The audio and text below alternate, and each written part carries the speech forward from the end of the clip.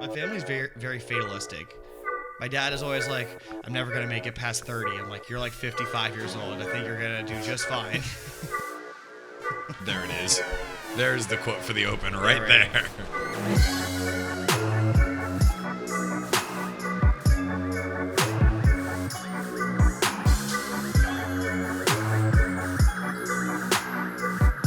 What is going on, everybody? Welcome back to another episode of the Team Morale Podcast, where we do our three favorite things, talk a little bit of booze, a little bit of beer, and a whole lot of basketball. Ian the Tall Guy back with you with another episode. We took a break last week. Just took a short hiatus. We missed a week, Mitch. Mental health week is what that was. We hadn't missed a week in the lots of weeks that we've done this. This is episode 41, so not 41 weeks because at the beginning we were doing 2 a week, but a lot of weeks. We hadn't missed one. Well, we missed one last week. Records are meant to be broken. Yes, they are. And we went out to a lake near Austin with a whole bunch of our college friends.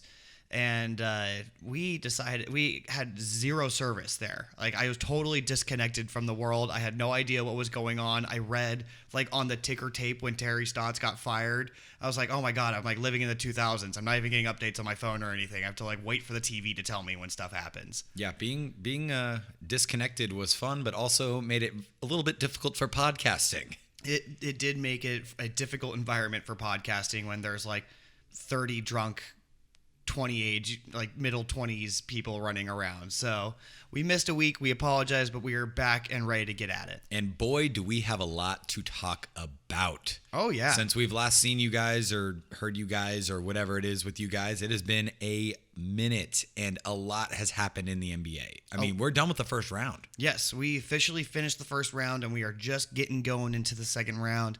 And in this podcast, we're going to kind of talk about the results of the first round and our thoughts on the teams and who's looking good, who's looking bad, who needs to make adjustments. But before we do that, I think that we should get into our drink of the day. And it's a personal favorite of mine, one of my favorite beers in the entire world. You may have heard of it. It is Guinness. Guinness Stout. It's a very dark beer out of Ireland. If you haven't heard of it, it's called the Guinness Draft Stout. The one that we have here is the one that comes out of a bottle. But I will say, Guinness almost always comes better out of the tap. Yeah, it feels weird drinking Guinness out of a bottle a little bit. A little bit, I don't want to say sacrilegious, but a little weird. It's a little bit weird. You want to know some facts? Hit you with some fun facts on Guinness? Yeah, hit me with something. All right.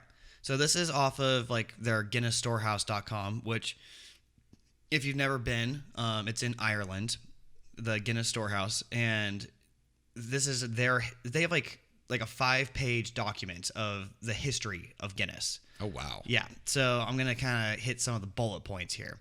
But in 1759, at the age of 34, Arthur Guinness signed a lease for the St. James Gate Brewery in Dublin. He leased the brewery for, get this, 9,000 years. What? Who signed that contract? So my kids, great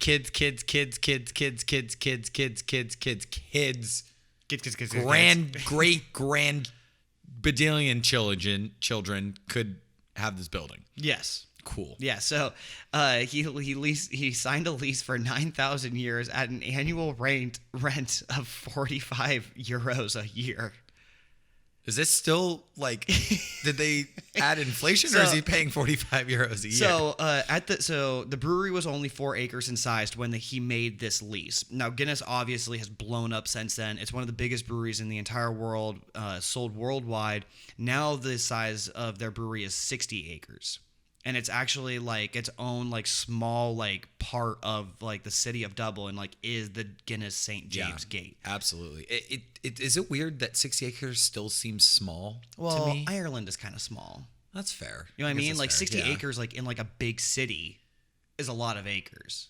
Well, yeah, but I'm just thinking like one of the biggest breweries in the world, like 60 acres just seems a little small. But you know what? I digress. It's Guinness. True. They have multiple sites now too. They have multiple where they actually like brew all the stuff throughout Ireland. But Guinness, it grew from, they originally were making ales and like normal drinks, and then they started leaning into the stout thing, and then they got rid of ales altogether, and then they only made stouts. And then this thing has been going on obviously since like the mid 1700s. There was like 9 generations of Guinness family that like kind of kept progressing the beer, one generation after another. And it got to the point where it was like the brewery of Guinness was integral to all of Ireland's economy. Like the biggest, like the most jobs came from Guinness, and the best paying jobs came from Guinness. And they like started off, they like were one of the first ones in Ireland to give like benefits. Wow. Yeah. That is crazy. Yeah. Isn't that wild? So Guinness is actually like very important to like the entire ecosystem that is Ireland, which makes sense why they're all drunk all the time. The economy of Ireland, very dependent on beer, which is very fitting. Love it. I love that vibe.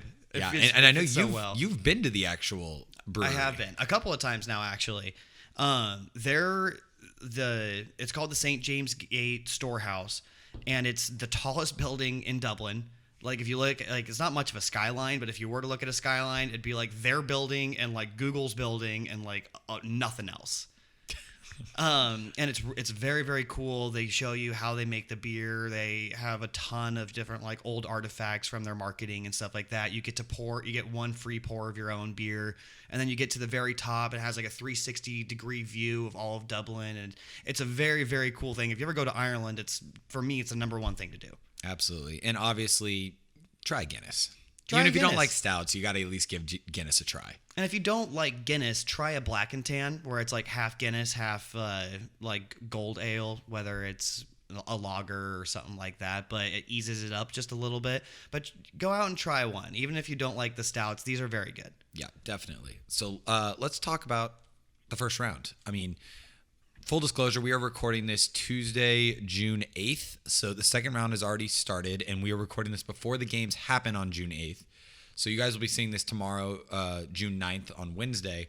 But because we are recording this before the games, everything, we're going to kind of focus most of our talk today on just breaking down what happened in the first round.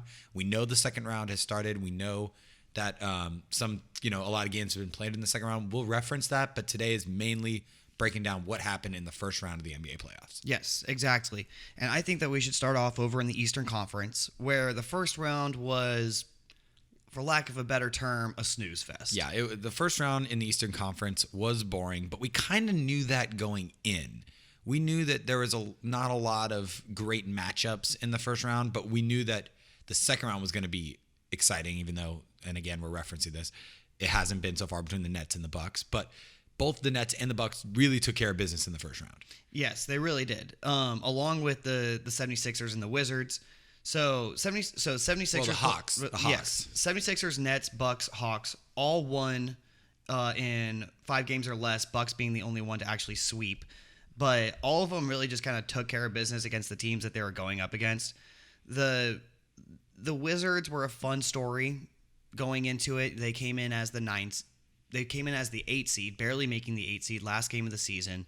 And they had a bunch of like heat. Everyone's like, maybe that they're going to push the 76ers, but we kind of predicted ahead of time that they wouldn't. Yeah, the matchup between Joel Embiid and the bigs for the Wizards was just too big to overcome. Russell Westbrook didn't play great the whole series, and you really needed nuclear Russell Westbrook and nuclear Bradley Beal to have a chance, and that didn't happen. The NBA really played up the whole Russ versus Embiid and their whole saga of not liking each other and being very vocal about that. But overall, not too chippy of a series. I mean, it's hard to be chippy when one team is just so much vastly more talented than the other. Yeah, now the scary thing for the Sixers is that Embiid came out of the series with minor injuries, which is partially torn meniscus, and I think he messed up his back a little bit too. Which is going to be really scary for them going forward, because that was one of those series where it's like, all right, let's just take care of this and then move on to the series that are actually going to matter, like this second round here against the Hawks. But so this should have been a walk in the park. It was a walk in the park. Wizards fought. They ended up winning a game 4, so they pushed it out to 5. But it really felt like a sweep, even though they got that game 4. So it turned to a gentleman's And that game sweep. 4 was the game that Joel Embiid got hurt and didn't play most of the game. Yes. So with him out of the game, the Wizards did take advantage. Which, I mean, if you take Joel Embiid out of the equation, yes, the Wizards I would think would have a decent chance just because the matchup's better, and that's why they won game 4. But Joel Embiid came back and just kind of took care of business, and the team won the series. Yeah. Yeah, exactly. It's going to be the Sixers go as far as Joel Embiid takes them. Ben Simmons is not going to be the center cornerstone to the Sixers winning a championship or making to a conference finals sort of thing. So Embiid needs to be healthy and needs to be good for them to advance even past like a Hawks team. But the Nets and the Celtics, that was a series that a lot of people thought maybe the Celtics could like pop a little bit. They played pretty well in game one. The Nets finally just kind of took over there in the fourth quarter, but that also turned into a 5-game series. Yeah, too much firepower for the Nets. I mean, with Jaylen Brown out for the Celtics, and I mean, there was just too much on Jason Tatum, and the complementary pieces, Kemba Walker being the main one, just really underperformed. I mean, in a series where you are outgunned that much, you need your superstar to play well, and then you need some role players to really, really, really step up and pick up the slack. And it just didn't happen. Jason Tatum played a phenomenal series, played really well, and but it just wasn't enough.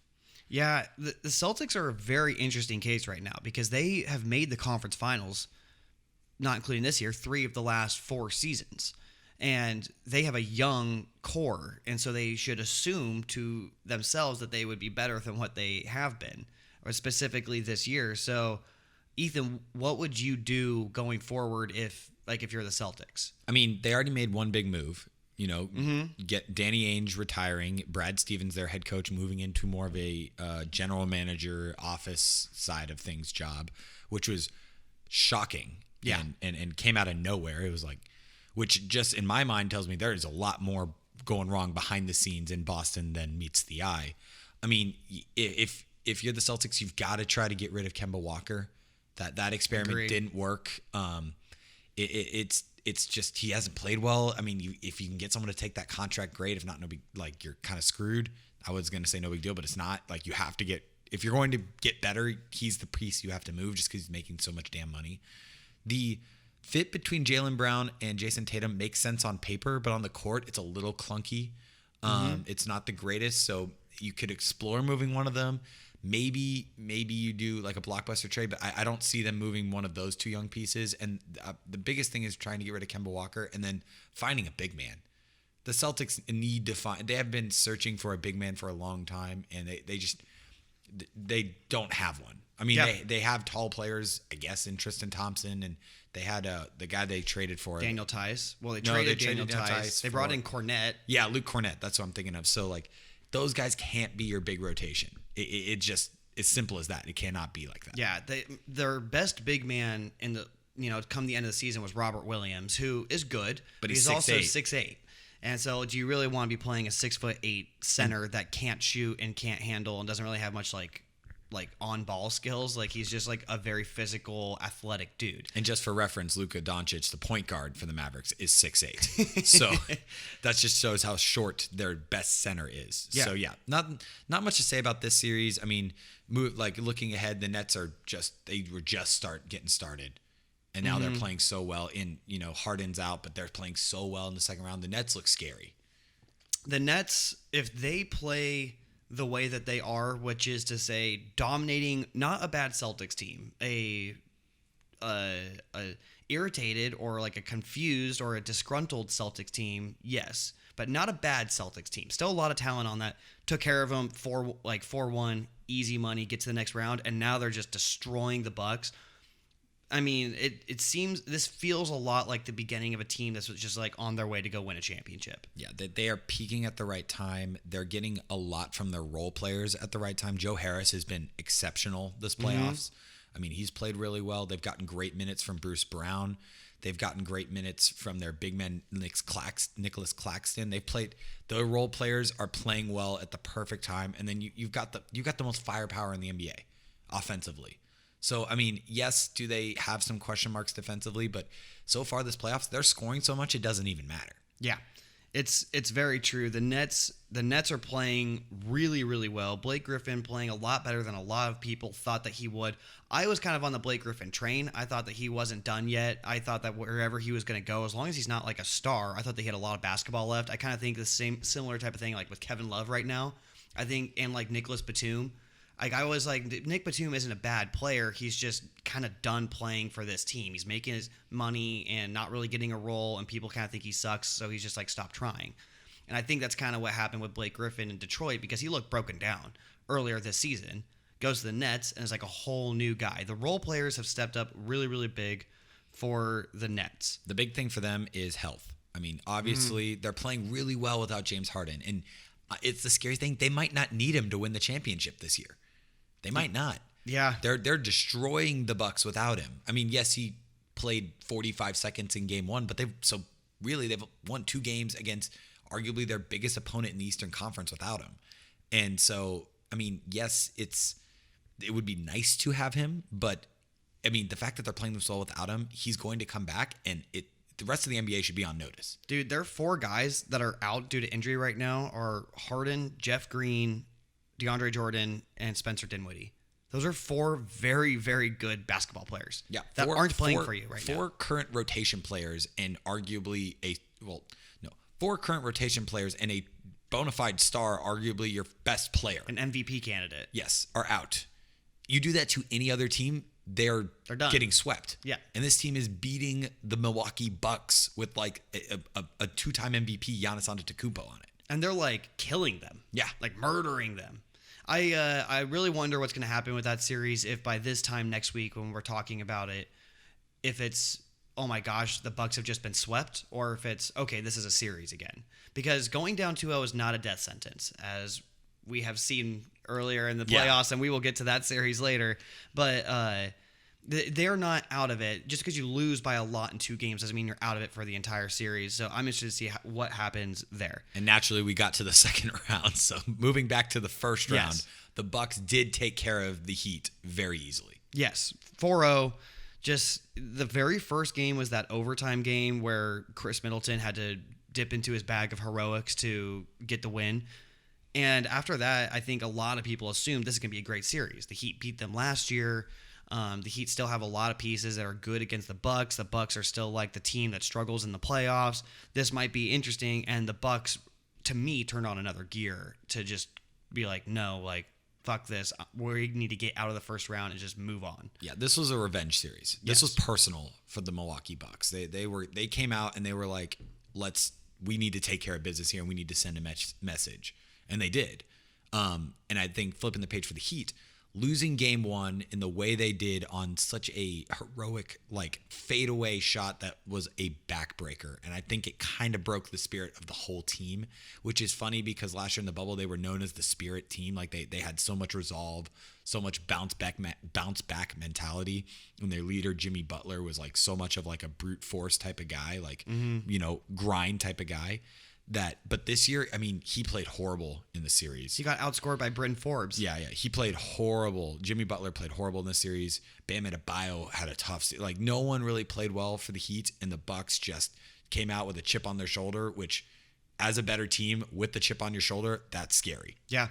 The Heat are already star hunting. Yeah. Like, now that it's like off season for them, like, it's already come out. It's like, I saw a thing yesterday where it's like, they're looking to get CJ McCollum if they can't get Damian Lillard. It's like they're already looking at who is the next star that they're going to bring in. I'm not sure they're totally sold on Oladipo right now, being a guy that's actually going to be on their team going forward, whether they use him as a sign and trade or they do bring him back. He still can be a really good basketball player, but obviously there's something on this Heat team that needs to be fixed because they struggled all year and they struggled in the playoffs, and the only excuse I can really come up for them is the same excuse I'd give the Lakers, which is they only had the 71-day offseason of rest coming into this new season. Yeah, I was about to bring that up. I mean, I don't think it's a coincidence that both finals teams were bounced in the first round.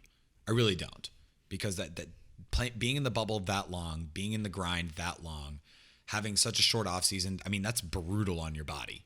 And so I think both teams struggled in the playoffs and like looked just beaten down and tired and not enough left in the tank. I think that goes to show. If you're a Heat fan, I don't think it's time to panic, just because I think that, your core is still good and it's still there. Yes, you can bring in some other pieces. Yes, your roster will probably change a little bit, but overall, I think that you guys are going to be fine. You just needed some rest, and this team needs an off season so badly. Yeah. Well, here's the one thing that if I'm a Heat fan, I'm really upset with is you pretty much could have gotten James Harden, but you were not willing to give up Tyler Hero. And now they're already talking about trading Tyler Hero, like one offseason They later. call him the Kuzma of the East, is what he's being called. Oh. Now. I've heard that. The Kyle Kuzma of the East, which is not a good thing to be called. No, that is not a good thing to be called. Yeah, Hero, I mean, I don't know what's going to happen, but knowing Pat Riley, he doesn't like sitting still. He's going to make some sort of moves. He's good. It's not going to be the exact same team come next year, whether it's moving Tyler Hero or Duncan Robinson or whatever it is. But I think that they're going to make some moves. But yes, I agree with you. I don't think it's time to panic. Yeah. We got one more series to talk about.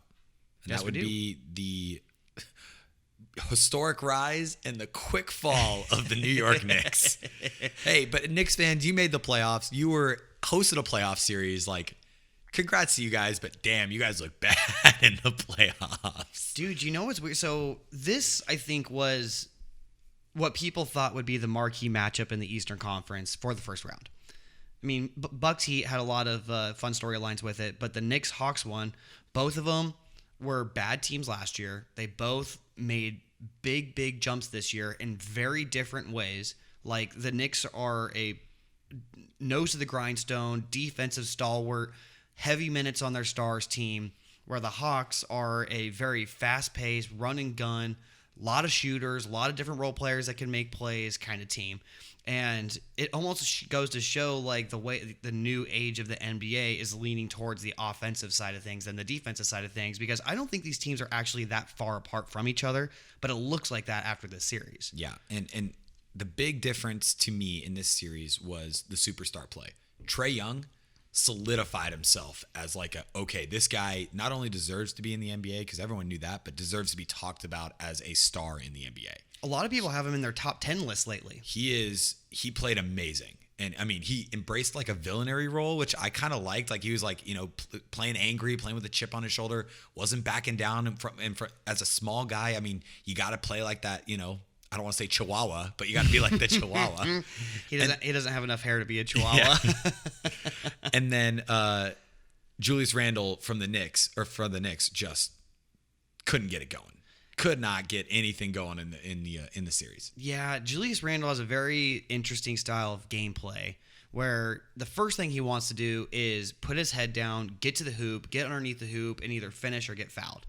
Well, they were like double teaming him as soon as he started attacking the rim. So that took a big part of his game away. He's also a very good shooter and good fadeaway shooter, and he makes a lot of hard, difficult shots. And so then he started leaning more into that, and that just plummeted his percentages and made him look really, really bad. And there wasn't really another guy that they could go to outside of Derrick Rose. He can go and get his own bucket, but RJ's not totally there yet. He's still a bit more of a corner three-point shooter and like athletic defender.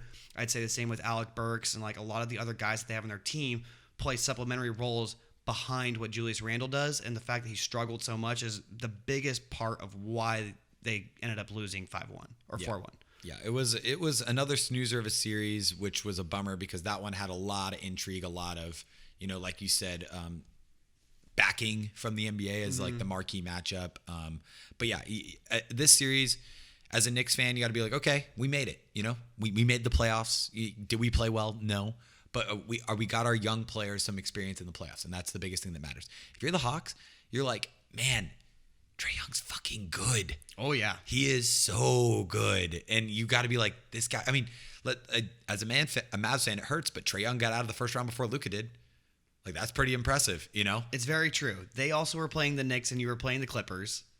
Well, yeah, the Clippers are objectively better.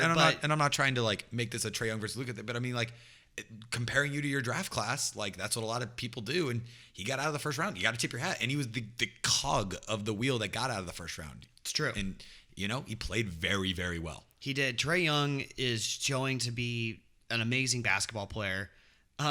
Pretty much doing the exact same thing he was doing at Oklahoma, which is just destroying your soul by him being this tiny little guy that just cannot miss, and he's just getting fouls left and right. And I love that fact that he's embracing the villain role. Love that, because the NBA needs villains, and the fact that he's willing to lean into it, I think is the best move that his PR team could have ever done. Yeah, and he's gonna be more popular because of it. And it's not a true villainary role. Like, I mean, it's one thing to like shush some fans, but shushing fans at the Garden, like, that's pretty iconic. Take some balls. And I mean, he had the right to be pissed. He got spit on. Like, I mean, like I'd be pissed. Like, he has the right to be angry. Like, I feel like a lot of like just generic basketball fans, like generic NBA fans, are like, well, yeah, get in their face. They spit on you. Of course you'd be mad. So I don't necessarily it's like a true villainary role, but he played angry. I think he's moving his way into a true villain role. I think he already he irritated a lot of people, but like it's like, oh, like he's a young guy. Like NBA fans don't really hate young people. You got to really lean into it if you want to be hated as like a young star coming up. But he is already starting to lean into it. So my bet is the more successful that they will be, which I think they will be more successful as the years go on, the more people are just going to be like, yeah, man, fuck that Trae Young guy, flopping bitch. Like, but also you got to tip your hat to him again. They destroyed the 76ers in the second round. Oh yeah, which is a series in game one, but which is a series that I think the whole world thought was going to be a sweep, and they came out and just punched Philadelphia in the mouth. Yeah. Big game one. If you want to upset a team, getting game one is usually a big start to that. So getting game one is really big for them. If Embiid is not going to be himself, if he's going to be even just like at 75%, Capella's the type of guy that can take advantage of that and slow you down. And it's going to be up to Ben Simmons to really stop Trae Young and hope that the Hawks' other perimeter shooters don't take advantage. But it was a very, very interesting to see the Knicks go down the way that they did and the Hawks step up the way that they are. And I think that that's going to actually be a big narrative for the years going forward. Hopefully the Knicks, my guess, are going to be like star hunting a little bit this offseason, trying to like boost themselves up. But the Hawks, I think you're almost like maintaining and just trying to tweak and find the right pieces because they're on the right trajectory. Absolutely. Moving on here, let's go back to this Guinness for a minute before we get into the Western Conference, because what we do on this podcast is we talk about one thing, we take a break, we talk about what we're drinking, and then we go back to what we were talking about originally at the beginning. It's a beautiful model. Yeah, so we just drinking the Guinness. This is probably my 1,000th Guinness. Oh my God, I can't talk. I'm getting drunk already. 1,000th Guinness I've ever had in my entire life. I will say, like I said earlier, it's better out of the draft, and this might be like a total bias thing, but I think it tastes better out of the draft in Europe and like in Ireland than it actually does in America. I actually think that there is the in and out argument. Yes. It's better in California than anywhere else. The in and out argument. I love it. But the overall taste of it is it's like a softer stout. It's a more palatable stout than your normal stout is. It doesn't punch you in the face with like the coffee or like chocolate that normally just attacks and just goes at your taste buds, which is definitely there still. It's still there, but it doesn't like, it's not, burning everything down and attacking you. It's more like, yes, yeah, I'm here. How's it going? A lot of the times when you're drinking a stout, it's like, I'm not even ordering food because that is my meal sort of thing. They're usually very, very heavy. Really, like, if they want to go more into the bitter, then they like lean really heavy into the coffee. If they really want to go into sweet, then they lean really heavy into the chocolate. But stout, or the Guinness, to me finds that perfect balance where I can still just drink it and it's just as smooth, and it's just like I'm just sipping on it and I'm enjoying it, and it's not too intense. I personally am not a coffee drinker, so I don't love coffee flavored stuff, so I don't think I get a lot of coffee out of this. But it's just like, to me, it's definitely thick, but it's more of a smooth richness to it. Yeah, I would agree. And it doesn't necessarily pick a side. You were talking about stouts a second ago. It doesn't necessarily lean coffee or chocolate. It kind of toes the middle a little bit, which I think is a testament to why it's so smooth, is it doesn't lean so much one way or the other. Yeah, and it's interesting. Guinness always like they put like the nitrogen into it to like keep the flavor in when you're like putting it in a bottle. And if you have the cans, it actually even has like, I don't know the science behind it, but there's like a little like ball. It's almost like a ping pong ball. Yeah, it's like a little ball inside of the cans when you open it, because it helps keep the nitrogen inside of it. We're not chemists here. Well, no, I'm not into chemistry. It's not my major. But yes, I love Guinness. If you are go to a local Irish pub, I don't know where you live, but I can guarantee there's one over there. And go get yourself a Guinness or a black and tan if you don't want to go full stout. Yeah, and black and tans are also super interesting because the coloring of the beer is super cool. Like I've had black and tans obviously here in the States, but like you've had black and tans in Ireland, like the true ones. Explain that a little bit. So it's pretty much what they do is they start off by they put the Guinness in at the bottom, and then as like your first half of your beer, and then they'll fill it up with some sort of lager. The most popular one is the Harp lager, which also comes out of Ireland, and then and then it makes like literally black and tan. Like it's a black bottom half and a tan top half, and then as you drink it, they like blend together like as you're sipping it. Yeah, so it's one of the like, and again, we're not chemists here, but the darker beer is heavier than the lighter beer, so it kind of separates itself. Yeah. And so it looks like you're drinking two different drinks, but when you tilt the cup over to sip it, or the glass over to sip it, they kind of mix together on the way to your mouth. Yeah, exactly. And if you don't want to do that, do some Irish car bombs. Those are always fun too. Well then, I can confidently say we will not be doing an Irish car bomb podcast anytime soon. You never know. Don't rule anything out. Let's move on over to the Western Conference, though. Yeah, absolutely. We've got the Western Conference was definitely a lot more intriguing and had a lot better series than the Eastern Conference did.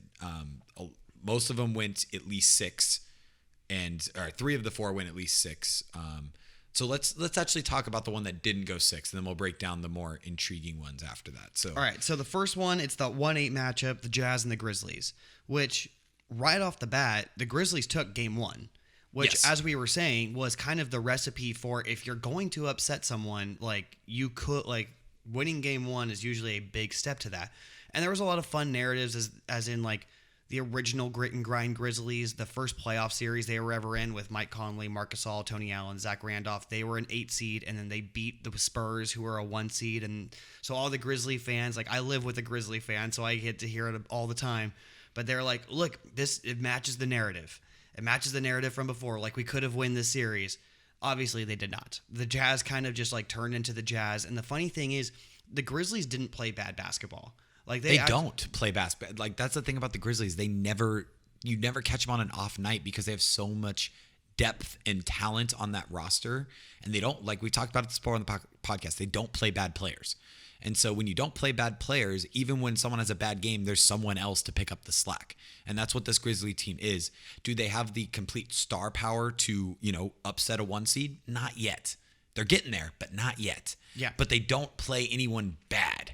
Yeah, and the plus side if you're the Grizzlies is your star players are on your team. They're just developing into star players. Yes. Right? It's yes, like you don't absolutely. need to go find a star player. It's like Ja Morant is going to be your superstar, your all-star.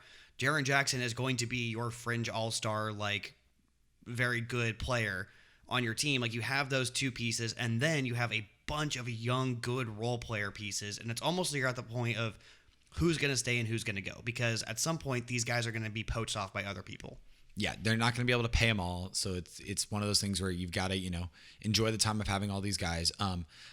Thing for the Jazz, you lost game 1 because Donovan Mitchell didn't play. Mm-hmm. It's simple as that. Then he came out and took care of business. The Jazz look good and the Jazz look scary. They're another team that they don't play a lot of bad players, so it was a tough matchup for the Grizzlies. And they just look good. If I'm the Jazz, the only negative I'm coming out of this series with is that Donovan Mitchell seems kind of pissed at the organization for not playing him game 1. But you're moving on. You're playing the Clippers, moving eyes up, playing the next series. Yep. Not really much to talk about for the rest of this series. I don't think. Jazz came out and took care of business. Yeah, the Jazz. It's almost like it's a good thing that you're really good at defense and you shoot one of the best percentages from 3 on one of the highest clips.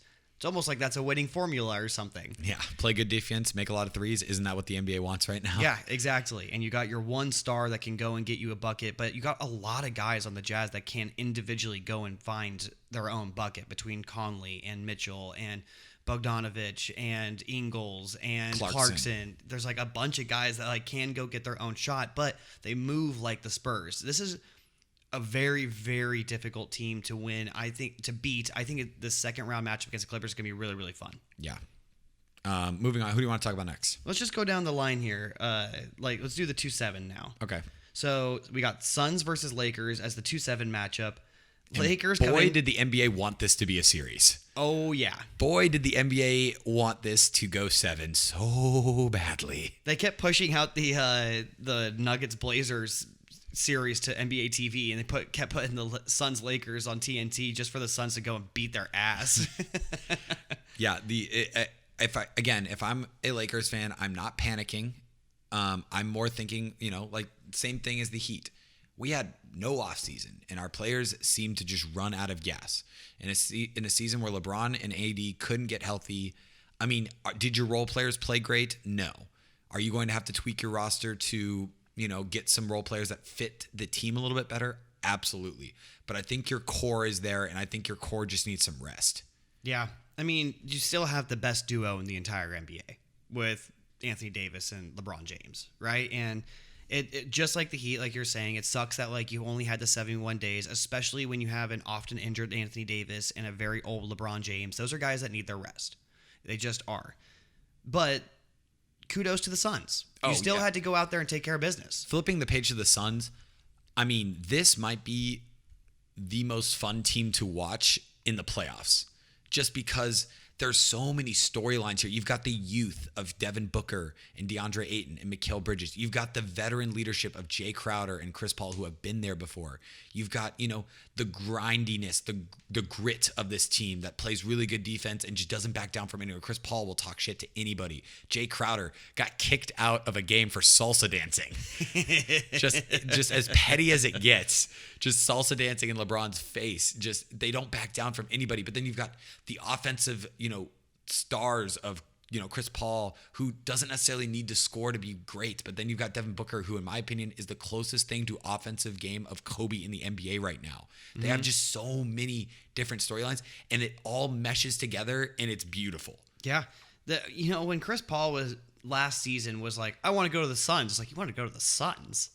Why? I called that on the podcast. Yes, I called that. Yes, you did. And I was like, why do you want to go to the Suns? Like, how much better could you possibly make the Suns?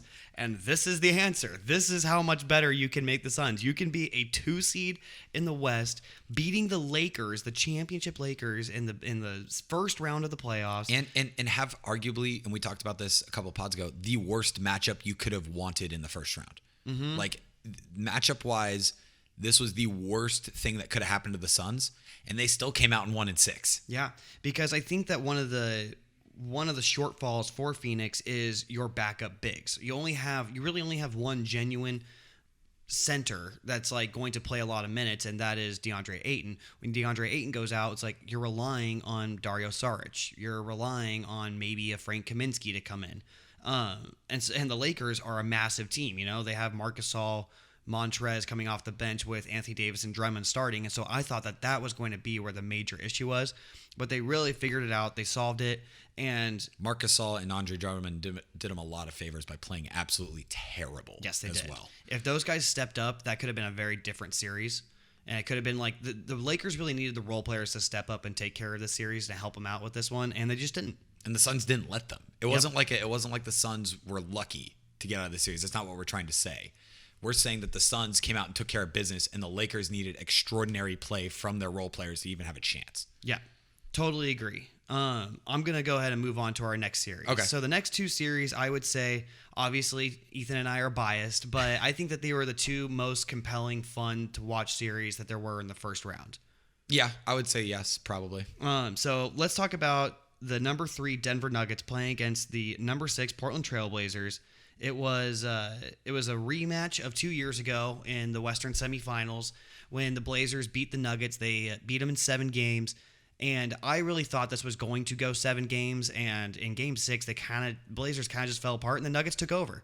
The Nuggets did what great teams should do, which is take over in the fourth quarter in these closeout games. Yeah, and it was a tough pill to swallow if you're the Blazers, just because matchup wise, this is what you wanted. Yep. You wanted a team who couldn't guard, your guards. And let's be honest, Dame is solidifying himself as a Hall of Famer, solidifying himself as one of the greatest playoff players in the history of the NBA. And CJ played all right. He was a little booty cheeks down like the stretch when we were like losing a lot of these games. Because like early on it was It was 1-1, and then it was 2-2, and then it's like tied 2. When it was tied 2-2, I did not think it was going to end in 6. I don't think anyone did. I didn't think that it was going to end in 6. And those last 2 games, the supporting cast really did not help. Like, there was one game the Blazers won where Dame only scored 10 points, and the supporting cast was great. But then down the stretch, when it actually mattered, CJ didn't step up, Norman didn't step up, Nurk kept fouling out. Like, they just, like, all these guys who were supposed to be Dame's help ended up not helping him. When Dame puts up a 55-point game and we still lose, like, that's just brutal. Like, there's nothing more the man can do for you. No. And talking about that 55-point game, that was game 5, right? Yeah. That might have been the greatest basketball game I've ever seen. It was incredible. Double overtime, Dame making circus shot after circus shot, especially from 3 down the stretch. Mm-hmm. And Jokic just coming back and answering. And the two were just dueling back and forth. And then, the Nuggets would make a clutch 3 that you think would seal it. And then, Dame would come back and hit this crazy fadeaway. And it just kept going and kept going. And eventually, Dame ended up passing, which is the problem. The one mistake Dame did was passing the basketball and CJ stepping out of bounds, because everyone at that point wanted to see Dame shoot. And honestly, if you go back and look at the play, it is the right play. It is, 100%. CJ hit a big 3 earlier in that game. Dame has been with CJ for a long time. He trusts that his running mate there. Like, he trusts that CJ is going to hit a wide open 3.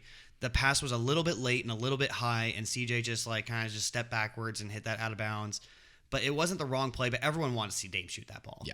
And flipping the page to the Nuggets, I mean, you got out of it, right? Mm-hmm. You got out of the first round, which is a feat given that you don't have your second best player. Yeah. Which is a feat that you don't have your player that would have helped with the matchup that the Blazers had the advantage in, which is the guard play. And I think it showed Jokic is good. He's great. Mm-hmm. He is the MVP. And this supporting cast can help. Aaron Gordon may not have scored a lot, but played great defensively that series. You had your role player step up, Campazzo and Austin Rivers. Austin Rivers especially. Austin Rivers won him a game. Yeah, cannot enough. I mean, this guy was out of basketball a month ago. Yeah, and came on in a 10-day contract with the Nuggets at one point. And came in, and I mean, you got to tip your hat to that guy. You can't play defense on Dame and CJ. You can just try to get in the way and hope to limit them, right? Mm-hmm. And I mean, especially with CJ, he did a great job defending CJ. Yes. And so hit big shots down the stretch. I mean, you got guys like Morris. Monte Morris. I almost said Marcus Morris. Ugh. Nope, not him. Disgusting. Monte Morris played really well for them in a couple of games. Michael Porter Jr. hit some big shots. I mean, this is a team's team, and this team is well coached. This team doesn't get down on themselves, and this team doesn't look afraid of the moment. No, not at all. This looks like a team who every year in the playoffs has been progressing.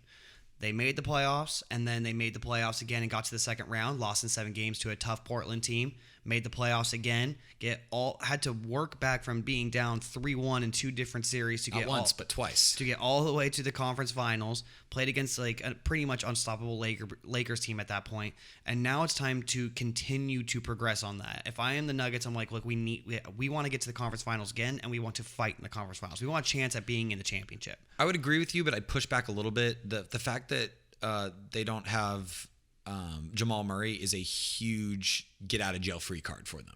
I'm not saying like they should be using it like, oh, we don't have to do well, don't have Jamal Murray, but if they don't get out of this round against the Suns, I'm not saying that they regressed. I'm saying that they didn't have their second best player. You take the second best player off any team, they're not going as far as they did the year before. Yeah, and not even just Jamal Murray, but 2 other guys who were starters for them in PJ Dozier and Will Barton. Their starting lineup right now would be Murray, Barton, Dozier.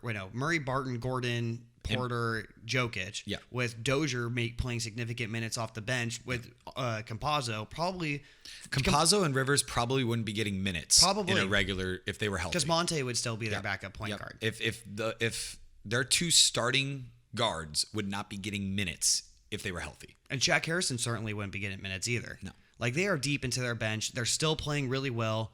Did they get blown out the other night by the Suns? Not necessarily.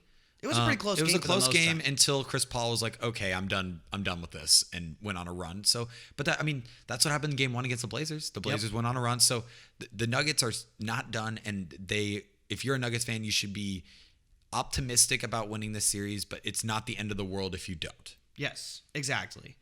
So up to our last series. Yes. You boys.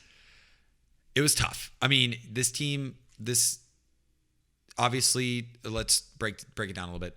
Mavericks versus the Clippers. It went 7 games. It was probably, you could make a 30 for 30 on this whole series. It was one of the weirdest NBA series I've ever seen. No home team won until game 7.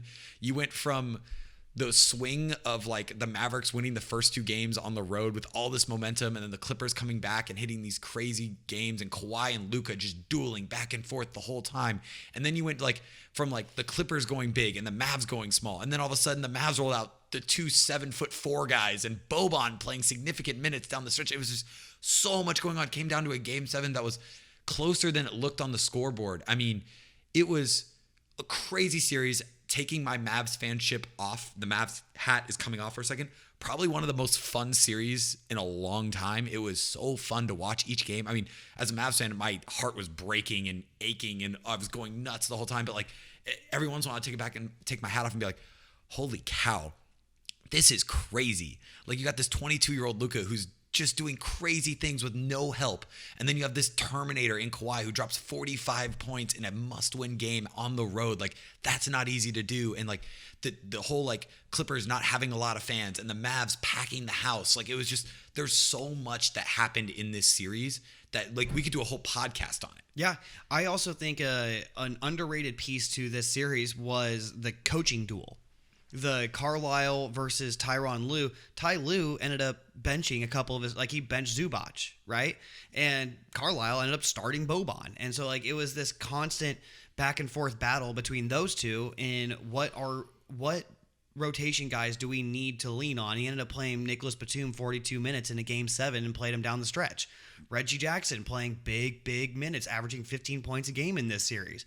It was a great series. It was almost like both coaches kind of ran out of players at some point. We're just I've thrown the kitchen sink out here and I don't know what to do next. I put out almost the Mavs have 3 roster spots taken up by rookies. Every other player saw significant minutes in this series.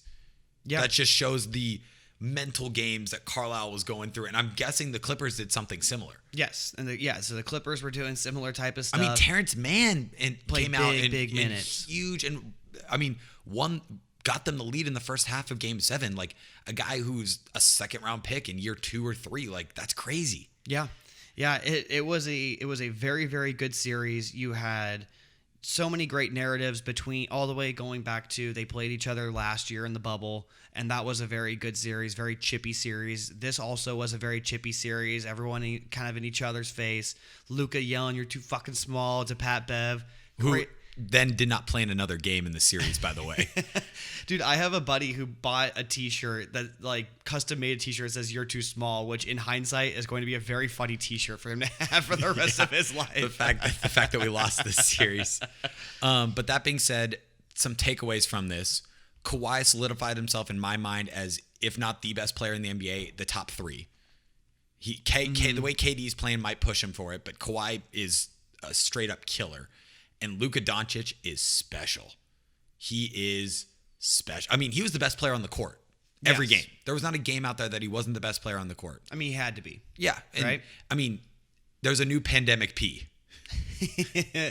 Yes. And we don't need to get into it, but there's a new pandemic P, and it's not Paul George. Mr. Paul passed the crown on to young Porzingis. I saw a meme, and it's the thing. Have you seen it? It's like the Pirates of the Caribbean, and the pirate has the noose around its neck. He's about to be hanged. It's first time, huh? Yeah, and he's first time, huh? And it's when Paul George sees Kristaps on the pandemic P train, he's first time, huh?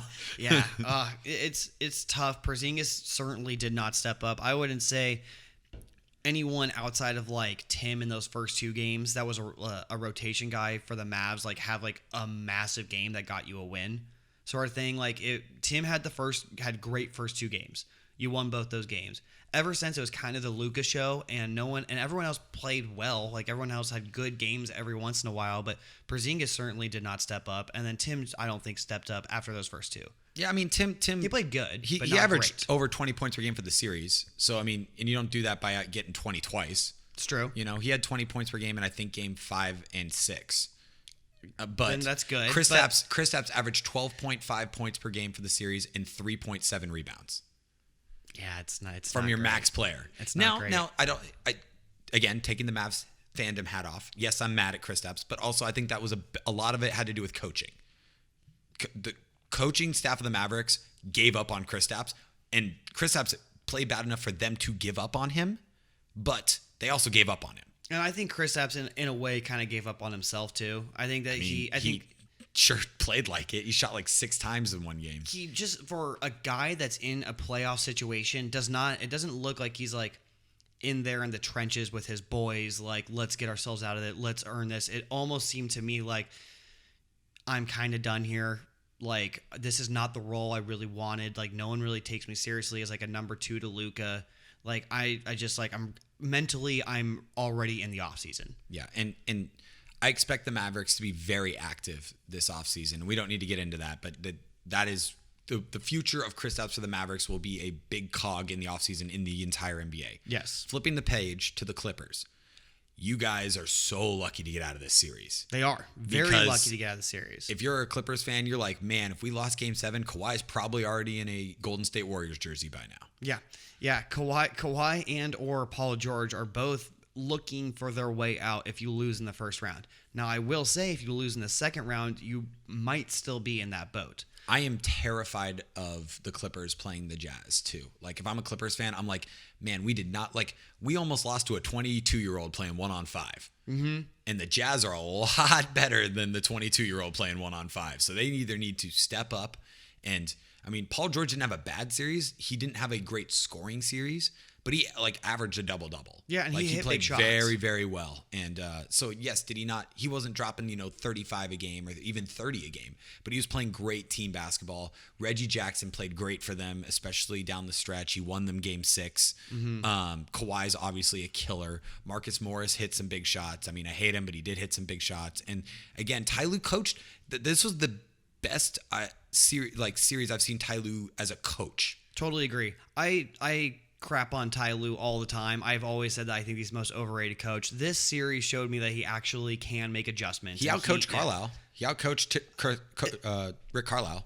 I don't know if it was outcoached, but they both made big adjustments. They both tried to do things to throw the other one off. And I would have assumed that Carlisle is the better coach and the better game manager and the better adjuster. But Ty Lue stuck with him the entire time. And Ty Lue kept, adjustments against the adjustments, playing chess against each other. And Ty Lue showed to me that he is a much better coach than I have been giving him credit for. Yeah, absolutely.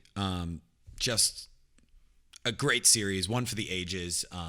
Didn't go the way I personally wanted, but as a basketball fan, I'm sure a lot of people were very happy. The NBA is happy that an LA team is moving on. But yeah, that kind of wraps up this podcast talking about the first round. Second round, it's going. It'll be great. We'll be here to break it down next week. We are going to be just kind of talking playoff basketball for the next couple of podcasts, at least until we get towards the end when, we don't want to talk about just one series over and one over. Game. But maybe we will. I don't know. Guinness here with us today. Yes, thank you, Guinness. Thank you for saving Ireland, and thank you for saving our podcast. We love you, Guinness. We had a great time talking basketball with you guys, and we'll be back with you next week, I promise. All right, cheers, man. Cheers.